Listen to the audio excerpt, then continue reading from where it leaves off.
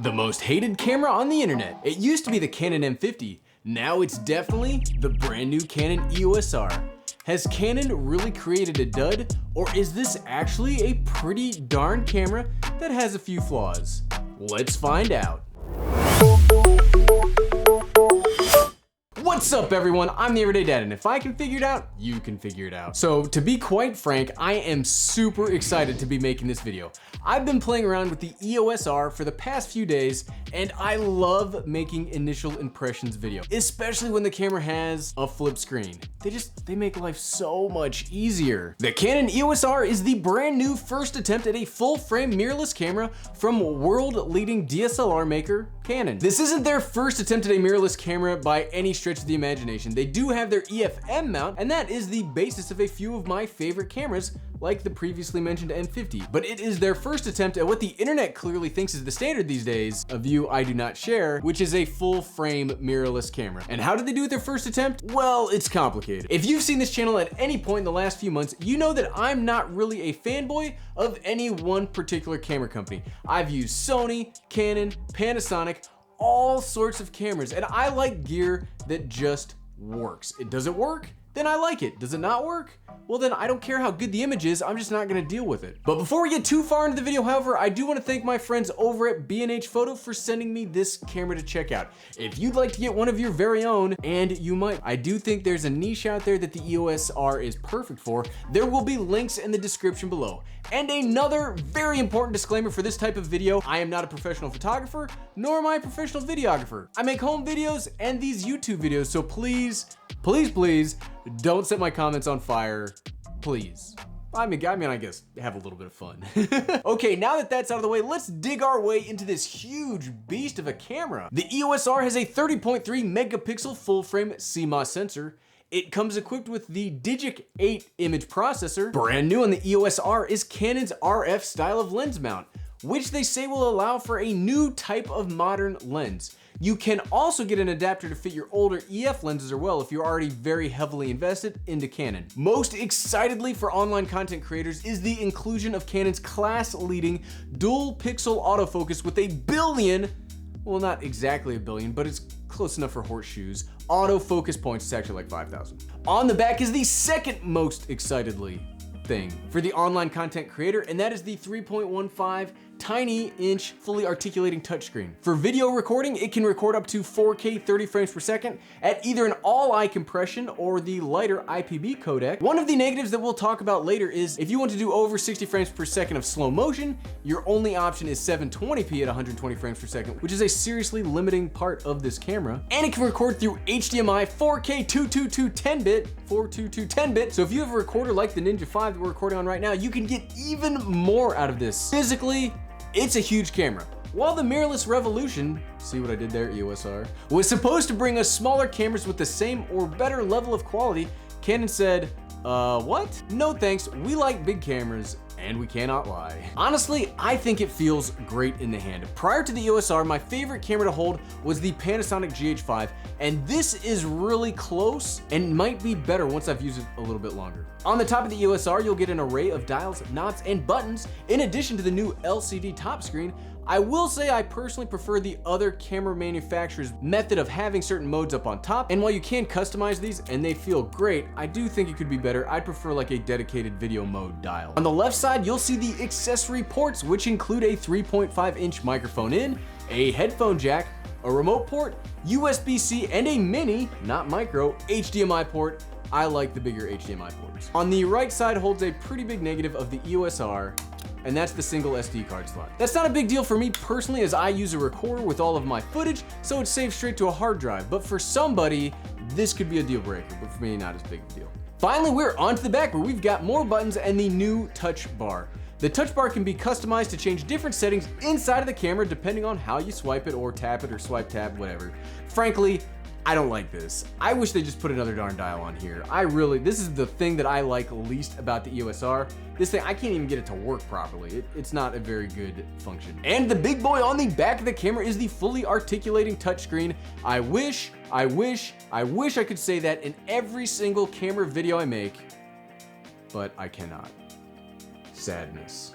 The screen itself is super bright, really easy to see, and it's one of the strongest selling points of the camera itself. Now, I don't normally talk about lenses, but the new RF lenses have a pretty neat new party trick that Canon is putting on all of these new lenses, and that's the control ring on the front of the lens. You can hear it right now. This ring allows for another set of customization features, where you can control things like ISO, aperture, etc. from the lens, which is actually a pretty neat idea, and I find myself using quite a lot. Okay, that's enough talking at the camera. Let's talk about the 3 things that cameras got to make sure they have on lock if it's gonna be a camera that I'm gonna recommend. And we're still looking for a name for this, so if you wanna add your suggestion in the comments below, best suggestion will win something from the Everyday Dad. First up, fiddliness. Yep. And one of the things that I am constantly at odds with the professional scene is I don't think technical image quality is the most important aspect of a camera.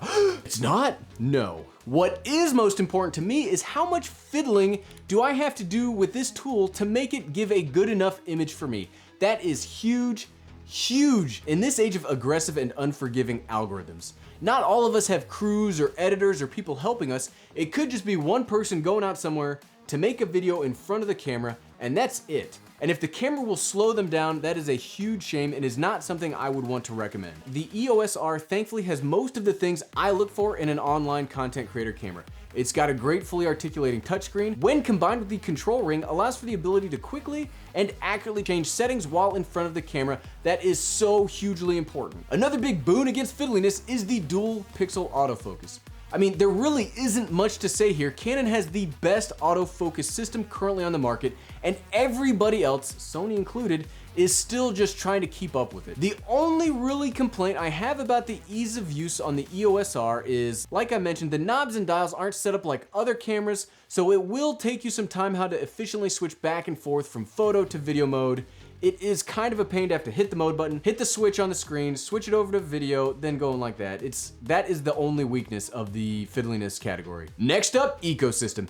Ecosystems are just as important as the camera itself. If you do not have a good selection of lenses, accessories, etc., you have no place to grow as a creator, and it limits the amount of shots that you can get. The RF lens system is currently pretty limited.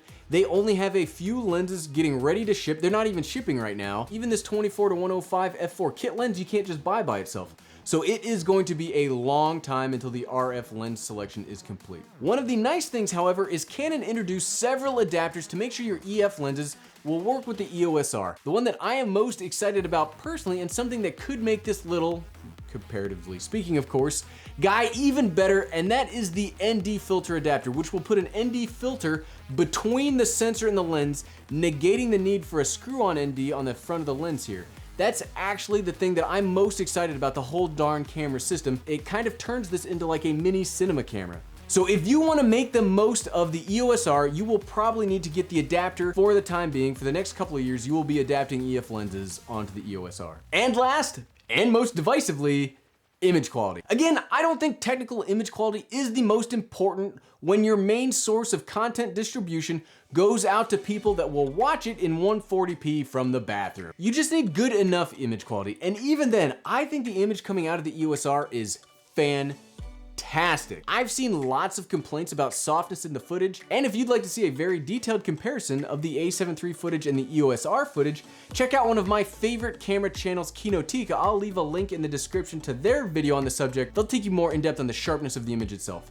I think the image quality is just fine. In fact, I think it looks great. The Canon color science really works its mojo here, and I never ever say that. And here's a quick video test of the EOS R. So this is the exact same spot that you just saw on my A6500. We've got the kit lens on, we're doing audio straight through the camera, it's on the boom pole here. Everything is the exact same. Nothing is really different on the EOS R. So to make this as fair as possible, I've got the EOS R set up just straight. It's got nothing changed in the settings. We are just on the standard picture profile.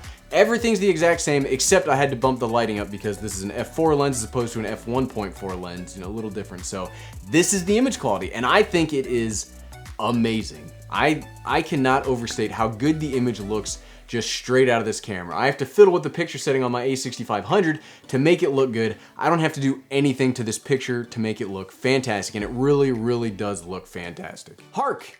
I hear the noise of angry internet typing. Yes, I was getting to those. There is another huge potential deal breaker in the video image. If you record in 4K, there is a 1.7 time crop on the sensor, and yes, that really sucks. So this 24 to 105 lens, when I use it for 4K, is really a 40 to 178-ish lens. Basically, you won't be getting very many wide angle vlogging shots with the kit lens. And yes, that could legitimately, without question, be a deal breaker for somebody. But for me, this isn't a big deal at all. I'm usually filming between 40 and 60-ish millimeter anyway, so I will continue to use this bad boy in 4K with no issues. And if you do any sort of narrative work, it won't be that big of a deal for you either. Oh, is that the typing again? Yes, I'm getting to the other one too. If you want slow motion, the best you are gonna get out of this is 1080p 60 frames per second. Wait, what? Is this 2012? Yeah, this one is tough to swallow because 720p 120 frames per second is like a bad joke. I review $40 action cameras that can record in 720p at 120 frames per second. This is by far and away the biggest weakness of the EOS R in my opinion. Again, for me personally, it's not that big of a deal because if I'm gonna be doing any sort of slow motion work, I'm gonna use my RX 105 and it's 240 frames per second 1080p. But if you need good slow motion in one camera, this is not the camera for you. Whew, almost 2,000 words later. I need some water to drink. So what? So should you get a Canon EOS R? Maybe. I know, what a cop-out, right? So I really like the EOS R. I've enjoyed this far more than I ever thought I would. The image looks great. The system is easy to use once you figure it out, and 4K with a flip screen and amazing autofocus is like my dream camera. Well then, why wouldn't you recommend it wholeheartedly, Ted? Well, frankly, the biggest problem with the EOS R, in my opinion, is it's too expensive. It's basically the bigger brother of the M50, and it fixes all of the problems that I had with the M50, and the biggest one being its low light capability. This fixes everything about the M50. But the M50 is $800, whereas the camera body here is $2,300. The kit lens is $1,000. So even if you wanted to do a budget setup with, let's say, the 50mm 1.8, which is back here somewhere, you'd need the $2,300 camera, $100 adapter, and the $100 lens. So for $2,500, you could get a camera that could do one single thing. Compare that to the A7 III, that is $2,300 for the camera and the kit lens, or $1,800 for the Fuji X-T3 with legit kit lens that sweeps the floor with the video capabilities of the EOS R. But at the end of the day, the EOS R is a great camera that I feel is getting treated too harshly online. And if you can afford it, I think this is an awesome camera that has a very unique offering. I am seriously considering, I don't own this one. I'm considering buying this from B&H because it is the easiest camera I have ever used. And I value that over almost anything. Thanks for watching.